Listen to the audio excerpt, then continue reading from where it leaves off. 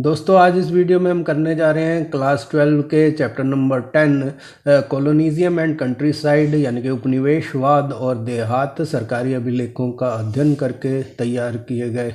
इस वीडियो में स्तंभरारी बंदोबस्त के बारे में हम पढ़ेंगे। काफ़ी जो है इसमें जानकारी आपको दी गई है, तो शुरू से आखिर तक इसे ध्यानपूर्वक देखिए। आपको जो है बहुत सारे महत्वपूर्ण प्रश्नों के उत्तर इसमें मिलेंगे। तो हम जो इस पाठ के मुख्य बिंदुओं को जो कवर करने जा रहे हैं उसमें है कि बंगाल के जमींदार किस प्रकार के थे, और साथ ही साथ हम राजमहल की पहाड़ियों की सैर भी करेंगे और वहाँ पर जो लोग रहते थे पहाड़िया और संथाल, उनके बारे में भी जानेंगे इस पाठ के अंदर। साथ ही साथ हम ईस्ट इंडिया कंपनी ने देहात में जो अपना राज कैसे कायम किया उसके बारे में जानेंगे, और राजस्व नीतियाँ जो थी यानी कि टैक्स के बारे में जो नीतियाँ थी उनको कैसे कायम किया गया, और भिन्न भिन्न वर्गों के लिए राजस्व नीतियों का क्या अर्थ था, मतलब क्या था, और रोज़मर्रा की ज़िंदगी में इसका क्या अर्थ था कि डेली लाइफ में उनका क्या उपयोग था और कैसे प्रभावित करती थी।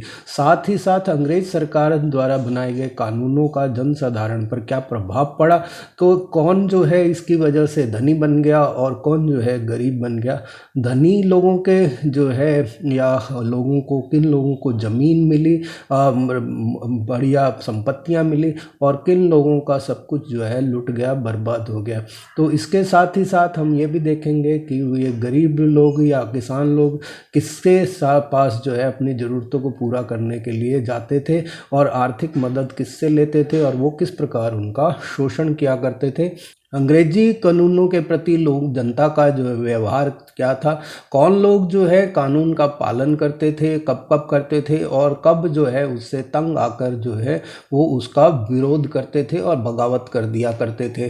तो ये सारी जानकारी जो है हम इस पाठ में एकत्रित करने जा रहे हैं। और अब हम देखेंगे कि इस इतिहास को जानने के स्रोत क्या हैं। तो इतिहास को जानने के स्रोतों की अगर हम बात करते हैं तो इतिहास को जानने के जो हमारे स्रोत हैं वो है राजस्व अभिलेख, यानी कि जो कर जो भूमि पर वसूला जाता था आय पर उपज पर, उसके जो स्रोत थे उनके बारे में जो डिटेल दी गई थी वो हैं। साथ ही साथ जो सर्वे किए गए, सर्वेक्षण किए गए अंग्रेज अधिकारियों द्वारा, उस समय जो पत्र पत्रिकाएं छपती थी वो भी इनके बारे में काफ़ी जानकारी देती हैं। साथ ही साथ सर्वेक्षकों और यात्रियों द्वारा छोड़े गए जो विवरण थे, यानी कि जो सर्वे होते थे या यात्री जो यहाँ पर आए उन्होंने जो वहाँ के बारे में लिखा वो इसके स्रोत हैं। और विभिन्न जो जांच आयोग बैठे उनकी जो रिपोर्टें थी वो इसके बारे में हमारे को बताती हैं। तो फर्स्ट पार्ट है उसका मेन है टॉपिक स्तंभरारी बंदोबस्त। तो ये स्तंभरारी बंदोबस्त जो है 1793 में ईस्ट इंडिया कंपनी द्वारा लागू किया गया, और उस समय बंगाल के गवर्नर जनरल जो थे वो चार्ल्स कॉर्नवालिस थे। तो कॉर्नवालिस ने जो है स्थायी बंदोबस्त लागू किया, स्तंभरारी बंदोबस्त लागू किया, और इसमें ईस्ट इंडिया कंपनी ने जो है राजस्व की राशि एक लंबे समय के लिए फिक्स कर दी, और उस फिक्स राशि को, एक निश्चित राशि को जो है लंबे समय तक क्योंकि रखा जाना था, और उस राशि को वसूल करने की जिम्मेदारी जो है वो जमींदारों को दी गई। जमींदार उस टैक्स को वसूलेगा और कंपनी को उसे अदा करेगा। तो एक नए वर्ग का उदय हुआ जमींदारों का। तो जमींदार जो थे वो गांव में भूमि के स्वामी नहीं थे, बल्कि वो राजस्व समाकरधर्ता थे, यानी कि टैक्स कलेक्ट करने वाले थे, जो राजस्व है उसको इकट्ठा करते थे। और जमींदारों के नीचे कई सारे गांव होते थे, लगभग 400 तक के गांव जो है एक बड़े जमींदार के पास होते थे। तो इस तरह से जमींदार एक प्रकार से छोटा मोटा राजा ही होता था। तो एक जमींदार के नीचे जो गांव आते थे तो वो एक राजस्व संपदा बन जाती थी, यानी कि एक यूनिट बन जाती थी, एक इकाई बना दी जाती थी, और उसके ऊपर जो है राजस्व फिक्स किया जाता था। तो कंपनी जो है उसके ऊपर राज्य संपदा के ऊपर कर निर्धारित करती थी जो एक जमींदार के नीचे होता था। अब उसके बाद जो है उस कर को जो कंपनी ने निर्धारित कर दिया है उसको किस तरह से गांवों से लेना है, तो उस किस मात्रा में लेना है उसका निर्धारण जो है जमींदार किया करता था कि किस गांव से किस प्रकार जो है कितना कितना कर जो है वो लेना है। तो ये जो है जिम्मेदारी जो होती थी वो जमींदार की होती थी, यानी कि कंपनी एक राजस्व इकाई पर कर लगभग बताती थी और जो कर है वो एक गांव के ऊपर वो जमींदार द्वारा निश्चित किया जाता था। तो यहाँ पर हम बताएं कि जो जमींदार जो है वो कर वसूली करके कंपनी को अदा करता था, क्योंकि जमींदार का काम जो है वो राजस्व समाहर्ता यानी कि राजस्व संग्राहक का होता था। तो एक तरह से जो 400 गांवों के लगभग जो उसके पास होते थे, तो उन सभी गांवों से कर एकत्र करके वो कंपनी में जमा कराता था।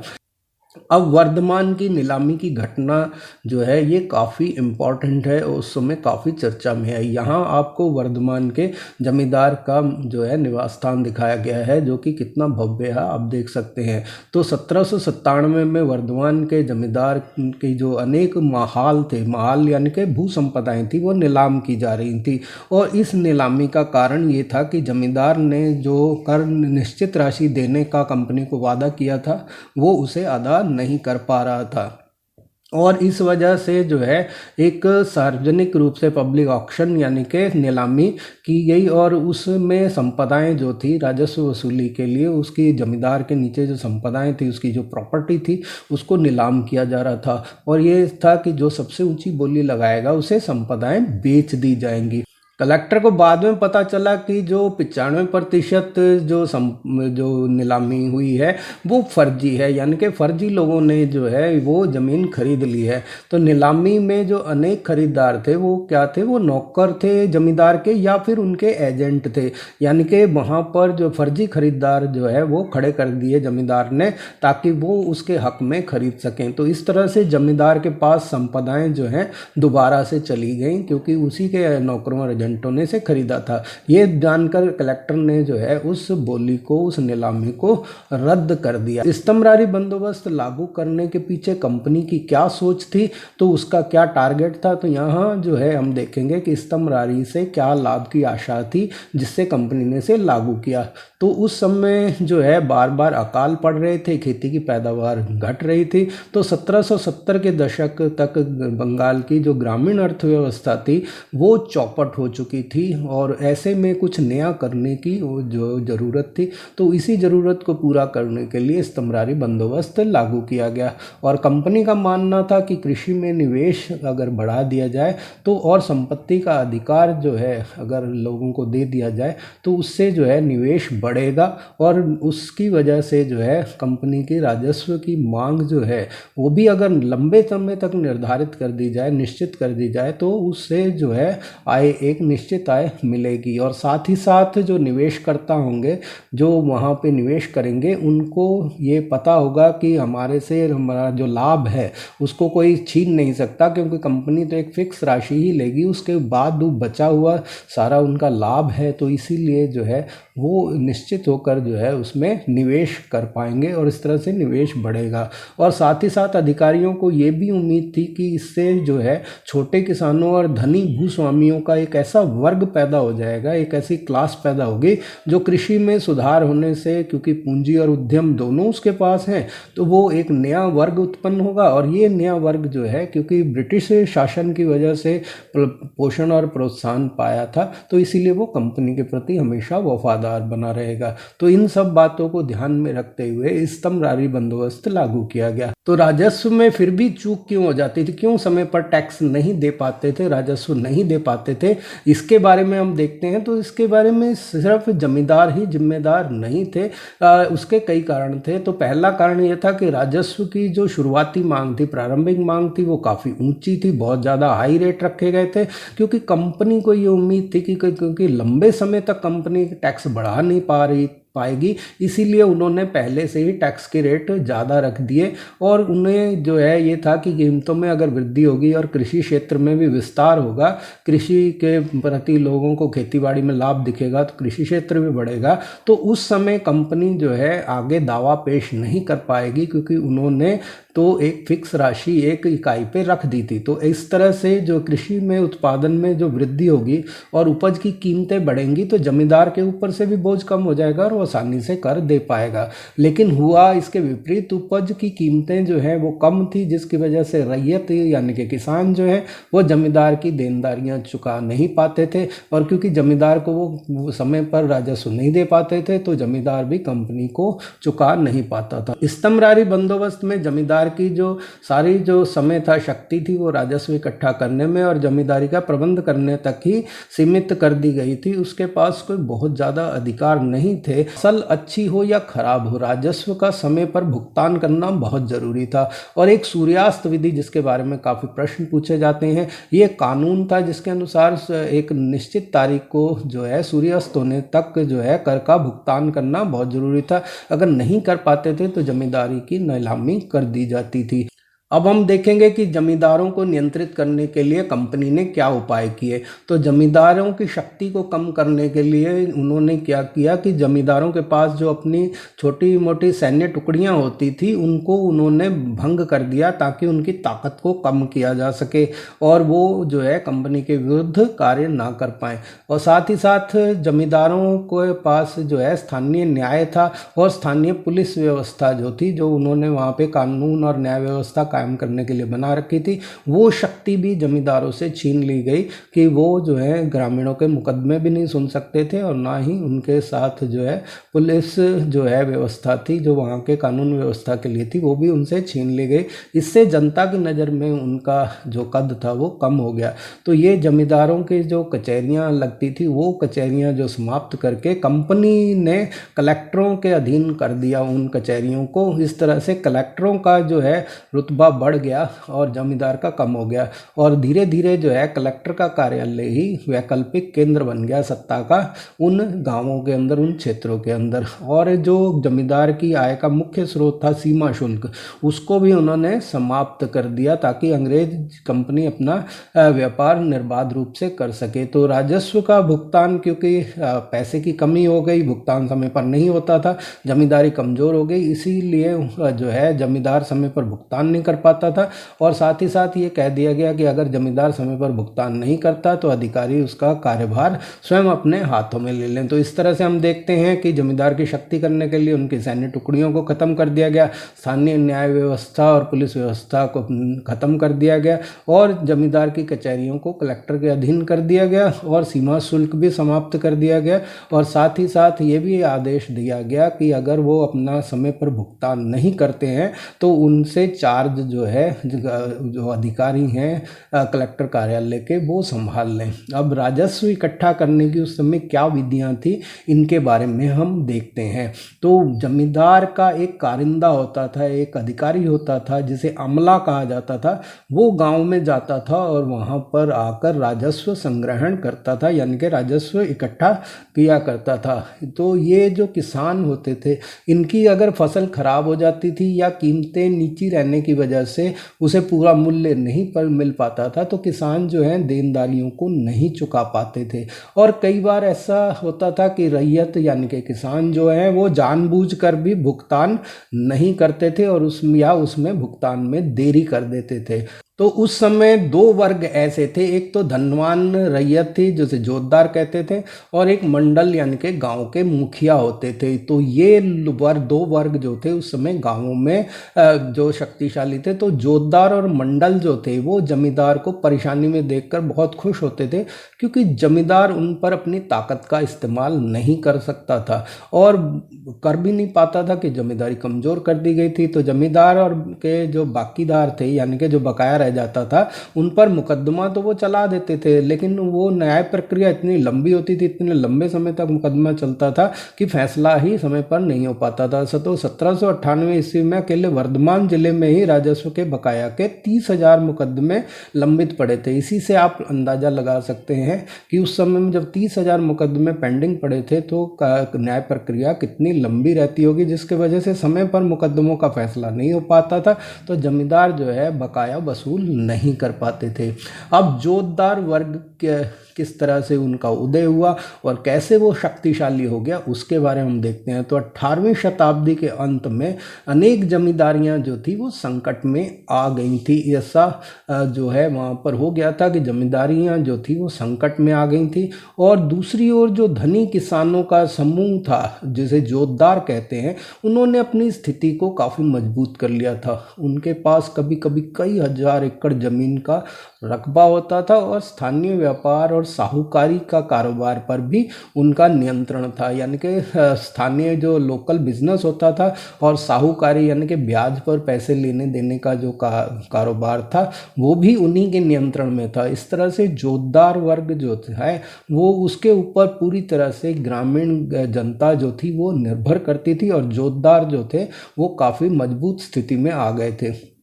तो जोतदार जो के ज़मीन का जो बड़ा हिस्सा है वो बटाईदारों को, जिन्हें अधियारा कहा जाता था, यानी कि वो आधा हिस्सा देकर काम करते थे। तो उनके अधियारों की मदद से जो है इसको जोता जाता था ज़मीन का बड़ा हिस्सा। और बटाईदार जो है खुद हल लाते थे अपने और खेत पर मेहनत करते थे। तो ये बटाईदारों का हम देखते हैं कि वो आधा हिस्सा जो है जब फसल तैयार हो जाती थी तो वो जो है जोतदार को दे देते थे। तो इस तरह से जोतदारों को बिना मेहनत के ही आधा हिस्सा जो है वो मिल जाता था। तो और जबकि मेहनत जो है वो अधियारे किया करते थे। अब जमींदार और जोतदारों के बीच में जो संघर्ष है उसको देखेंगे, पहचानेंगे कि जमींदार और जोतदार क्या थे। तो यहाँ जो ये विशाल आप मकान देख रहे हैं, इसको जॉर्ज चिनरी द्वारा ग्रामीण बंगाल का ये घर का चित्र जो बनाया गया है, जहाँ पर इस तरह के बड़े बड़े मकानों में, बड़े बड़े घरों में जो है जोतदार या साहूकार लोग रहा करते थे।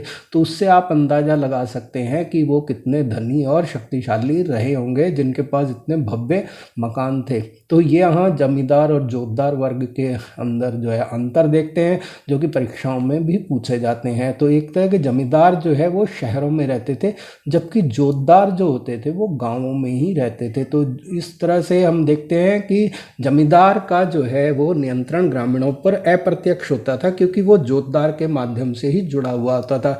जबकि जोतदार क्योंकि गांव में सीधा रहता था, गांव में ही रहता था, तो उसका जो है वहाँ पर सीधा नियंत्रण होता था ग्रामीणों के ऊपर।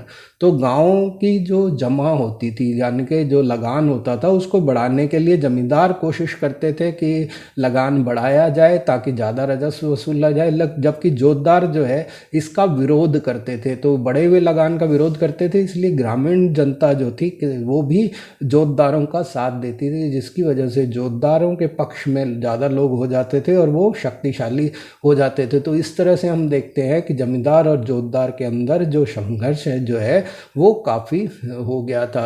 अब रैयतवाड़ी व्यवस्था का ढांचा कैसा था, तो यहाँ हम इस चित्र के माध्यम से देखते हैं कि ग्रामीण बंगाल में शक्ति के धारक किस तरह से। तो एक है शिकमी रैयत, ये सबसे छोटी इकाई थी और जो है सबसे नीचे थी जो खेतीबाड़ी करती थी, और सबसे ऊपर जो है कंपनी राज था। तो कंपनी को राजस्व जो है वो जमींदार अदा करता था और जमींदार का अनेक गांवों पर नियंत्रण था। तो ये जो है जमींदार का टैक्स को कलेक्ट करता था, राजस्व को इकट्ठा करता था और उसको जो है जमा भी कराता था। अब जमींदार अपनी जमीन को रैयत या जोतदार को दे देता था। रैयत जो सीधे जमींदार से भूमि लेती थी वो अपना कर जमींदार को जमा कराती थी, और जोतदार जो है वो भी अपना कर जमींदार को जमा कराता था। लेकिन जोतदार स्वयं उस पर खेती नहीं करते थे, तो जोतदार अपनी जमीन या तो रैयत को दे देते थे या शिकमी रैयत को दे देते थे। शिकमी रैयत स्वयं उस पर जो है काम करती थी, जो पट्टे पर ज़मीन लेकर काम करती थी, और इस तरह से शिकमी रैयत जो है जोतदार से भी ज़मीन लेती थी और रैयत से भी ज़मीन खेती के लिए लेती थी। और दोनों ही कंडीशंस में, चाहे वो रैयत से लिया हो या जोतदार से, वो अपना कर जो है अगर रैयत से लेती थी तो रैयत को चुकाती थी और अगर जोतदार से लेती थी तो जोतदार को चुकाती थी। लेकिन जोतदार अपनी ज़मीन खाली शिकमी रैयत को नहीं, वो रैयत को भी देते थे। तो अगर वो रैयत को देते थे तो रैयत उसको कर देती थी, और और अगर वो शिकमी रैयत को देते थे तो शिकमी रैयत उस कर को चुकाती थी। तो इस तरह से रैयत और जोतदार द्वारा एकत्र किया गया कर जो होता था वो जमींदार को दिया जाता था और जमींदार जो है उस कर को एकत्र करके कंपनी को देता था। तो इस तरह से हम समझ सकते हैं कि शिकमी रैयत से जो कर इकट्ठा किया जाता था वो आगे जाके कंपनी को मिलता था। ये इसको और अच्छे तरीके से समझें तो सबसे ऊपर इस पिरामिड में हम देख रहे हैं कि ईस्ट इंडिया कंपनी है और उसके नीचे जमींदार होता था, यानी कि कंपनी जमींदार को नियुक्त करती थी और एक जमींदार के अधीन जितने गांव होते थे वो एक राजस्व इकाई माने जाते थे। जमींदार अपनी भूमि जो है वो रैयत को देता था या फिर जोतदार को देता था ताकि वो उस पर कृषि कार्य करके उसको कर दे सके, राजस्व दे सके। अब रैयत जो है वो दो तरह से कार्य करती थी, या तो वो खुद कृषि कार्य करती थी या फिर जो है वो शिकमी रैयत से कृषि कार्य करवाती थी। यहाँ पर पतली लाइन दिखाया गया कि बहुत कम जो रैयत थी वो स्वयं खेती करती थी और मोटी लाइन ये बता रही है कि ज़्यादातर कृषि जो है वो शिकमी रैयत करती थी। और जोतदार भी अपने स्वयं कृषि नहीं करते थे, वो या तो रैयत को दे देते थे या फिर शिकमी रैयत को दे देते थे। तो इस तरह से शिकमी रैयत और रैयत द्वारा कृषि कार्य किया जाता था। तो दोनों द्वारा जो उपज होती थी, या चाहे वो कृषि कार्य रैयत द्वारा किया जाए या शिकमी रैयत द्वारा किया जाए, क्योंकि शिकमी रैयत तो ज़्यादा कृषि कार्य शिकमी रैयत करती थी, इसीलिए जो है ज़्यादातर जो कार्य है कृषि कार्य शिकमी रैयत द्वारा किया जाता था। तो ज़मीन उसने किससे ली होती थी, या तो रैयत से ली होती थी या फिर जो है ज़मीन जोतदार से ली होती थी।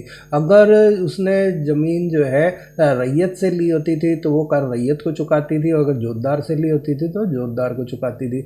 जोतदार ने अगर अपनी ज़मीन शिकमी रैयत को दी होती थी तो वो जो शिकमी रैयत से कर वसूल करता था, और अगर रैयत को देता था तो रैयत से वसूल करता था। तो इस तरह से रैयत और जोतदार दोनों ही का जो है अपना जो राजस्व है वो जमींदार को देते थे, और जमींदार जो है उस वो राजस्व को जो रैयत और जोतदार से उसने वसूल किया है उसको कंपनी को, ईस्ट इंडिया कंपनी को सौंप देता था। तो इस तरह से ये रैयतवाड़ी व्यवस्था का कर ढांचा था। तो यहाँ हम देखेंगे कि जमींदारी जो है वो जो कमज़ोर क्यों हो गई, तो उसके कारण ये थे कि रैयत और जोतदार जो थे वो मिले हुए थे। वो रैयत हमेशा जोतदारों के पक्ष में रहती थी और जमींदार को लगान का भुगतान जो है कई बार वो जानबूझकर भी नहीं करते थे, चाहे उनके पास पर्याप्त मात्रा में कर चुकाने की सुविधा उपलब्ध हो, क्योंकि रैयत जो होती थी वो जोतदार के पक्ष में रहती थी और जोतदार जो है वो रैयत के फ़ायदे में ही बात करते थे।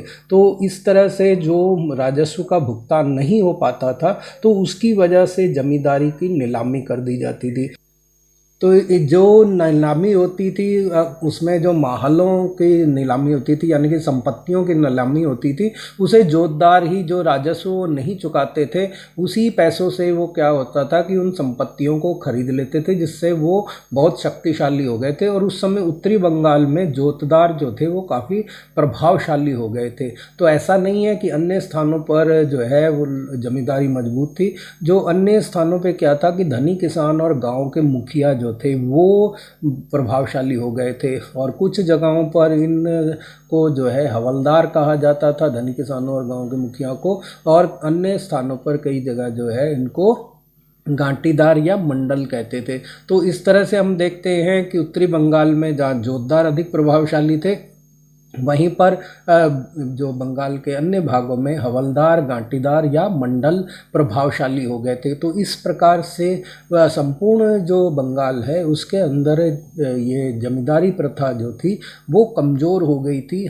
तो इस प्रकार हम देखते हैं कि ये जो कई प्रभाव पूरे संपूर्ण बंगाल के अंदर जो है विभिन्न वर्ग ऐसे नए उत्पन्न हो गए थे जिन्होंने जमींदारी प्रथा को कमज़ोर करने में योगदान दिया। उनमें उत्तरी बंगाल के जो जोतदार थे वो थे, और बाकी के भागों में हवलदार, गांटीदार या मंडल थे। तो इन सब कारणों से जमींदारों के अधिकार जो है वो कमज़ोर पड़ गए और जमींदारी प्रथा जो है वो कमज़ोर पड़ गई थी। अब हम देखते हैं कि जमींदारी के कमज़ोर होने के क्या कारण हैं, एक बार उसको रिव्यू करते हैं। तो एक तो ये है कि रैयत जो है वो जोतदारों के पक्ष में हो जाती थी और कर नहीं चुकाती थी, जिसकी वजह से कर जो है वो जमींदार द्वारा जमा समय पर नहीं होता था। फिर उसकी नीलामी होती थी और नीलामी को जो है जोतदार जो है वो खरीद लेते थे उन संपत्तियों को। तो इस तरह से जो उत्तरी बंगाल में जोतदार शक्तिशाली हो गए और इसी प्रक्रिया को अपना के अन्य भागों में हवलदार, गांटीदार या मंडल जो है वो शक्तिशाली हो गए थे और उन्होंने अपने जो है संपत्तियों को काफ़ी बढ़ा लिया था। तो जमींदारी को बचाने के लिए क्या उपाय जमींदार लोग करते थे, इसके बारे में हम देखते हैं। तो पहला जो तरीका था वो था फर्जी बिक्री का, यानी कि फर्जी बिक्री के द्वारा जो है जमींदार लोग अपनी जमींदारी को बचाने का प्रयास करते थे। तो उसका जो एक पहला तरीका था वो संपत्ति को स्त्रियों के नाम कर देने का था, क्योंकि उस समय यह कानून था कि जो संपत्ति स्त्रियों के नाम होगी उसकी नीलामी नहीं की जाती थी। दूसरा ये था कि अगर कभी नीलामी हो भी जाती थी तो उसके लिए वो क्या करते थे, अपने एजेंटों या नौकरों को उसमें खड़ा कर देते थे और वो ऊंची बोली लगाकर वो जमींदार के लिए ही उन संपत्तियों को खरीद लेते थे और खरीदी गई संपत्ति का मूल्य जो है वो चुकाते नहीं थे। ऊंचे दाम में तो ले लेते थे लेकिन कभी भी उसको चुकाते नहीं थे। इसकी वजह से क्या होता था कि नीलामी रद्द हो जाती थी और दोबारा से नीलामी की जाती थी, तो फिर से यही प्रक्रिया दोहराई जाती थी, यानी कि या तो स्त्रियों के नाम कर दिया जाए या अपने एजेंटों को उसमें खड़ा कर दिया जाए और फिर दोबारा से पैसे नहीं भरे जाते थे नीलामी के। तो इस तरह बार बार जो है नीलामियां रद्द होती रहती थी और इस तरह से कंपनी जो है परेशान होकर उसी संपत्ति को कम मूल्य पर जमींदार को ही बेच देती थी। तो इस तरह से जो है फर्जी बिक्री के द्वारा और नीलामी के पैसे ना चुकाकर अपनी जमींदारी बचाते थे। तो 1793 से 1801 के बीच में 4 बड़ी नीलामियां की गई जिसमें 30 लाख रुपए प्राप्त हुए और इन नीलामियों में पाया गया कि 15% जो सौदे हैं वो फर्जी थे। तो आप देख सकते हैं कि 15% सौदे फर्जी होने का मतलब है कि बड़े पैमाने पर जो है फर्जी बिक्री द्वारा जो है इन नीलामियों से जो है अपनी जमींदारी को बचाते थे।